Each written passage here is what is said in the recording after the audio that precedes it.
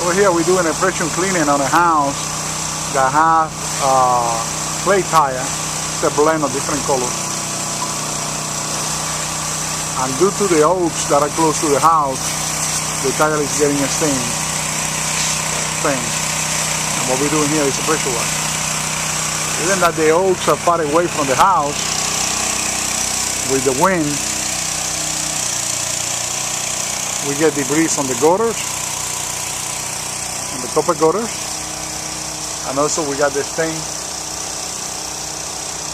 on the tire. What we're doing here, we apply mildew remover,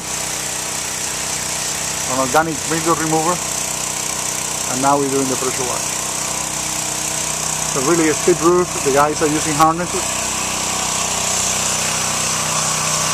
It's a job that is going to take like 3 days to do it. It's a 8,000 square feet house.